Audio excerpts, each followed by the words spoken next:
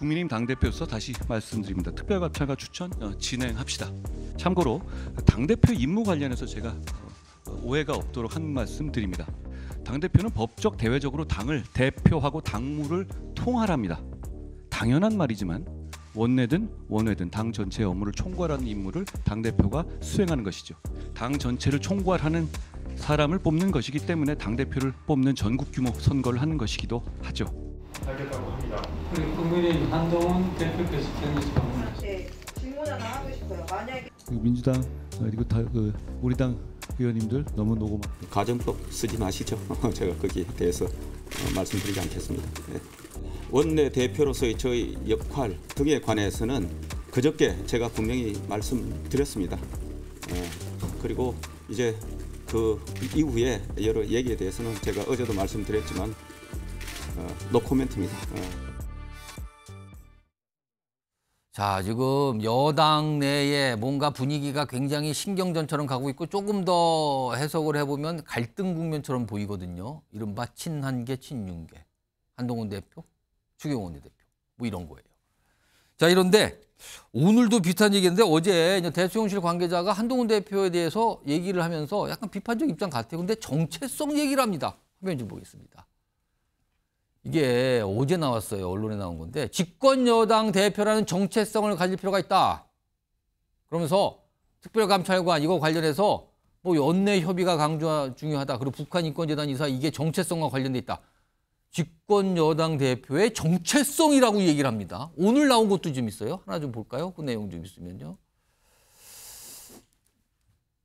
자, 그 내용도 오늘도 정체성이 포함된 얘기를 꺼내놓은 게 있습니다. 여기 보면 뭐 대통령 당에서 정해오면 임명하겠다는 게 입장인데 여기 보면 여당은 당 정체성과 헌법적 가치 이거 달린 문제라는 점 고려다. 또 정체성 얘기를 합니다.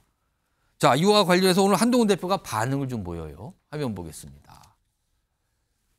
특별감찰관이며 이것도 현재도 유용한 당 대선 공약이에요. 이 공약 실천에 반대하는 사람이 있다면 그 사람 국민께 타당한 이유를 설명해야 됩니다. 이렇게 받아친 듯한 얘기를 합니다.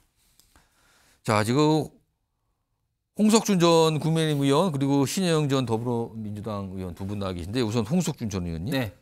대통령실 관계자가 계속 한동훈 대표의 정체성 얘기일 거랍니다. 이거 무슨 의도라고 봐야 되는 겁니까? 그래서 저는 뭐 이렇게 추천하는데 첫 번째 한동훈 대표가 당 대표가 되고 난 다음에 우리 대한민국과 특히 국민의힘이 어떻게 갈 것인지에 대한 좀 큰 국가적인 어떤 비전이라든지 당을 어떻게 개혁한다든지 이런 어떤 측면보다는 국민적 눈높이, 국민의 눈높이를 굉장히 좀 강조를 많이 해왔습니다. 그래서 과연 이제 그런 것들이 당의 그리고 우파 보수 당 대표로서 어떤 정체성이 무엇인지 명확하게 지금 현재 밝힌 부분도 조금 부족하고 그다음에 특히 이번에 이제 특별감찰관과 그리고 북한 인권재단의 이사 임명은 대통령께서도 말씀도 그랬지만 그 이전에 당에서 있던 당론이 이 두 가지 사안은 민주당 문재인 정부 때 임명이 되지 않았거든요. 그렇기 때문에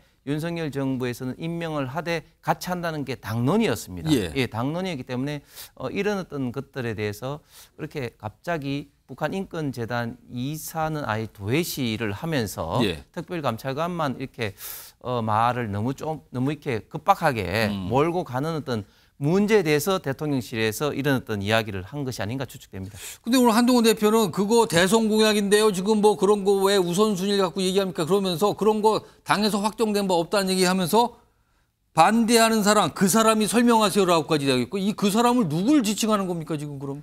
당내 인사들 지칭하는 겁니까? 뭐 일부 당에서도 물론 있을 수 있고 그러면 대통령실에서도 그럴 수 있었는데 저는 한동훈 대표가 이 특별감찰관 임명이 대선 공약이라고 이야기는 했지만 대선 공약이라 하더라도 사실은 어떤 방식과 어떤 시기의 어떤 문제로 해야 되는 거 아니겠습니까? 그렇기 때문에 이 특별감찰관을 안 한다는 것도 아니고 일하되 그러나 시기와 방법의 문제가 다른 걸 가지고 이 대선 공약이기 때문에 무조건 이렇게 뭐 이렇게 밀어붙인다 이렇게 말하는 것이 좀 옳은가 하는 의문은 있습니다.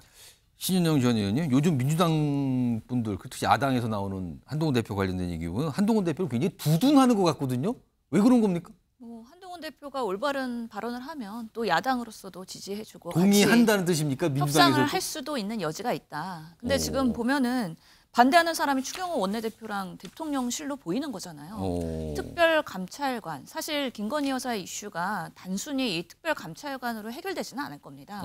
그럼에도 불구하고 국민의힘 대선 공약이었고 예. 당대표가 그런 것들을 추진하겠다고 하는데 지금 건건이 발목 잡고 있는 모습이 지금으로서 야당의 시선에서는 여당이 참 한심해 보인다. 그리고 정말 지금 지지율 안 나오는 대통령실. 그럼에도 불구하고 국민의 민심을 수용하지 못하고 있는 상황. 이런 부분에 있어서 당연히 야당이 뭔가 한동훈 대표가 조금 더 개혁을 하려고 하는 데 있어서 같이 지렛대 역할을 할 수 있다고 봅니다. 그러면서 이런 부분까지도 이제 이재명 대표, 한동훈 대표 이제 회담을 앞두고 있지 않습니까? 당연히 논의 테이블에 올리면서 어떻게 국회에서 후보를 추천할 수 있을지 그리고 김건희 여사의 리스크를 어떻게 해결할 수 있을지에 대해서 논의를 해야 될 텐데요. 때로는 공조하고 때로는 또 경쟁하고 이런 것이 또 정치의 묘미이지 않나라는 생각합니다. 묘미라고 말씀하는데 묘하기도 합니다. 요즘에 보면은요 민주당에서 한동훈 대표 얘기를 하는 거 보면 상당히 뭐 하는데요. 약간 뭐 다 들어주는 건 아니지만 얘기를 그렇게 두둔하는 듯한 분위기로 얘기를 하거든요. 이런 가운데 오늘 한동훈 대표 대구를 방문했죠. 몇 가지 일정이 있었습니다. 강연도 있었는데요. 그 모습 좀 확인해 보겠습니다.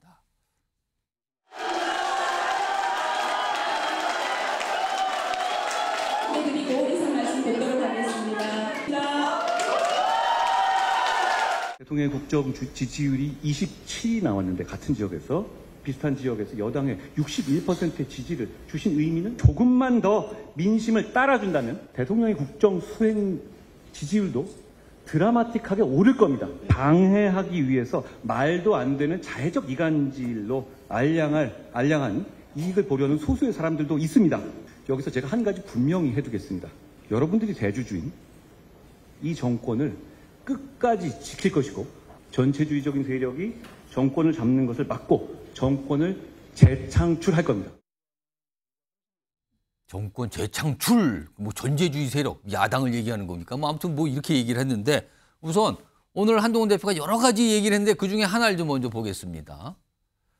자, 요거는 홍석준 전 의원님께서 잘 보세요. 제가 좀 읽어볼게요. 변화와 쇄신 방해 위에 말도 안 되는 자해적 이간질로 알량한 이득 보려는 소수의 사람이 있다. 자해적이라는 표현을 쓰는 거 보니까 이거 당내를 얘기한 것 같아요. 근데 당내에 그런 알량한 소수가 있다. 홍석준 전 의원님, 네. 이 누구를 또 얘기한 겁니까 이거는? 이게 지금 일단은 뭐 그 일견 보기에는 지금 한동훈 대표를 좀 비판하는 좀 당내에 예.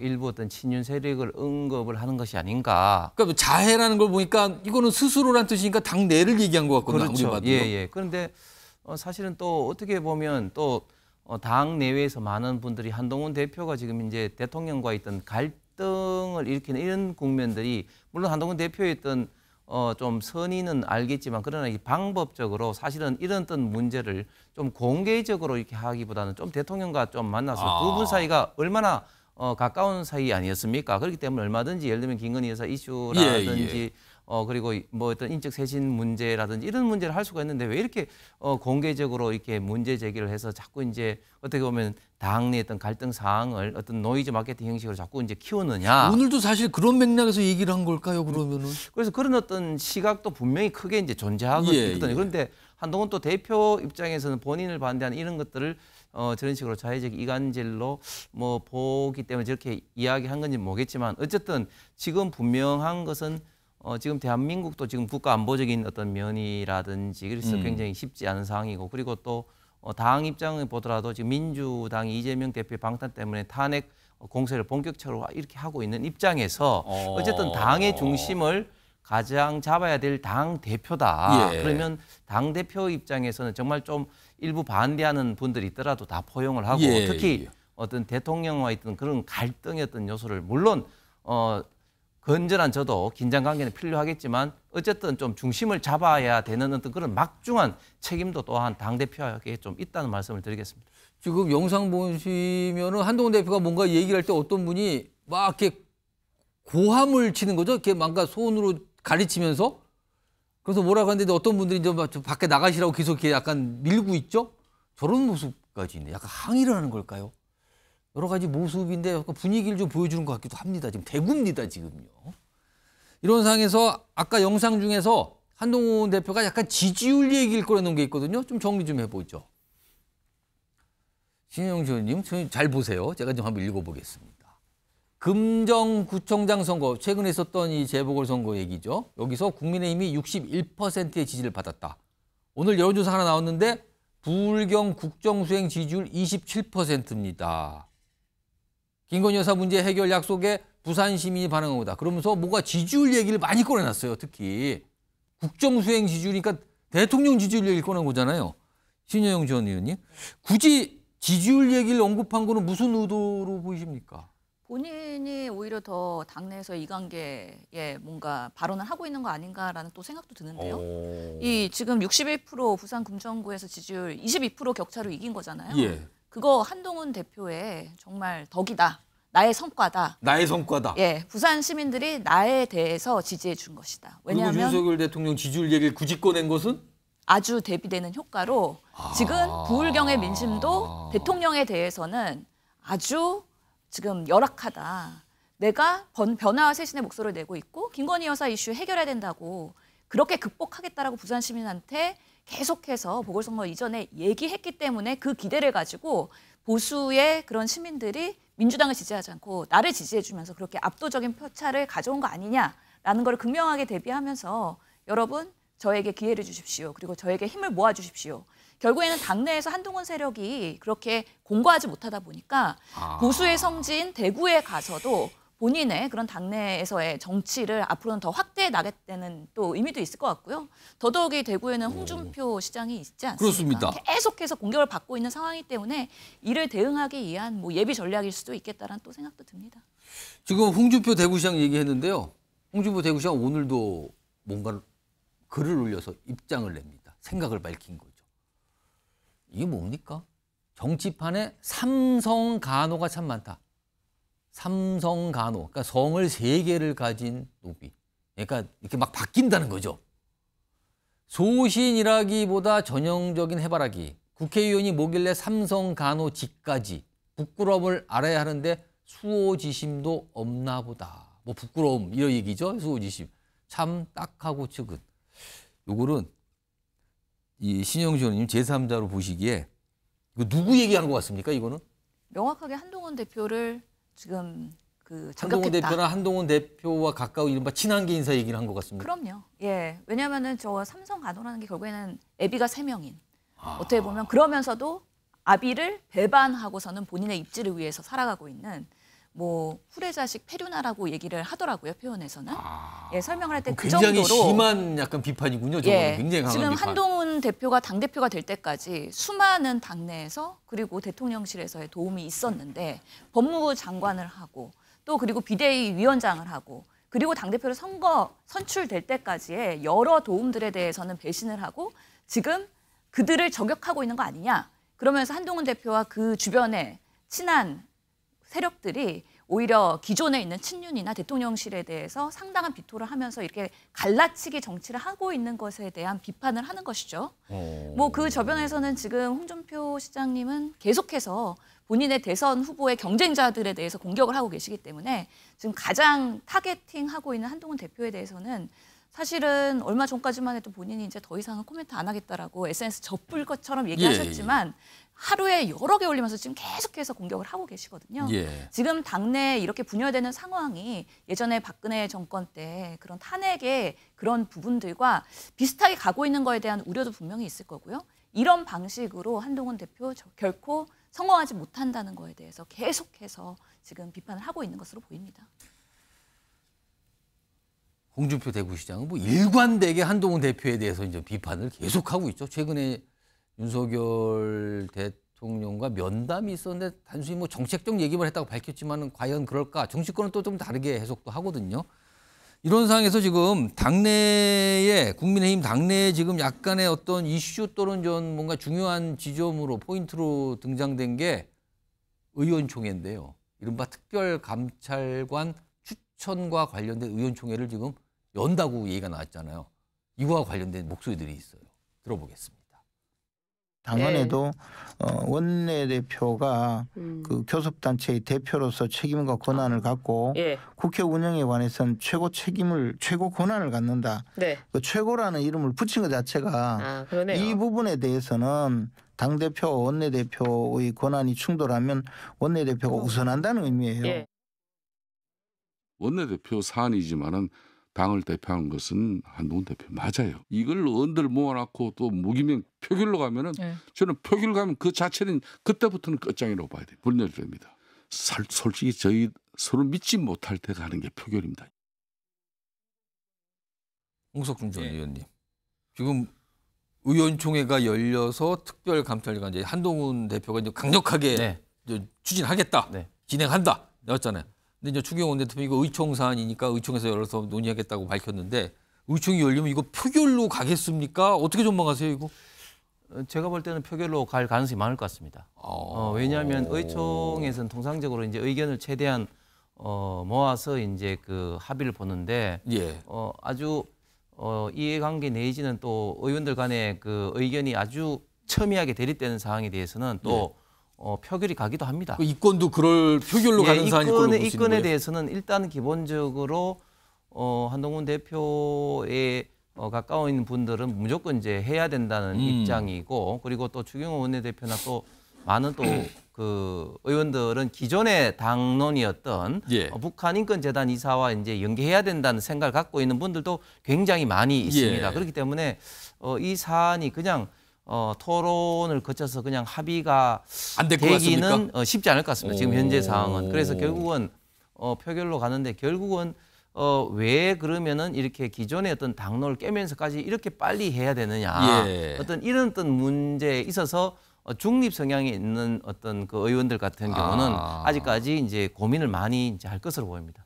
근데 지금 김성태 전 의원이 이거 표결로 가면 큰일이다. 이거 심리적 분단까지 갈 수 있다. 표결 가면 안 된다고 저렇게 말씀하시는데 만약에 표결 결과가 어떤 식으로 나오더라도 그 이후에 더 심각해지는 거 아닙니까? 갈등 상황이. 그런데 오히려 저는 표결이 아닌 다른 방식으로 갔을 때 다른 방식으로 갔을 때 파열음이 저는 더 크게 나올 수도 있다. 왜냐하면은 예를 들어서 한동훈 대표가 지금 현재 주장한 것처럼 특별 감찰관 임명을 북한 인권재단과 별개로 이제 한다든지 아니면 또 지금 추경호 원내대표가 일단 잠정적으로 생각하고 있는 같이 연계해서 한다든지 이런 것을 다른 방식으로 해결할 수 있는 방법이 있는가를 생각해 보면은 잘 없을 것 같거든요. 그러면은 표결 없이 일방이 그냥 했으면 더 큰 어떤 파열음이 저는 있을 수 있기 때문에 표결의 가능성이 좀 많아 보입니다. 다른 해결 방법이 있을까? 이런 분석이네. 그 표결을 전망을 좀 해주셨습니다. 국민 상황이 복잡합니다 지금요. 그리고 갈등 상황으로 분명히 보이네요 지금도.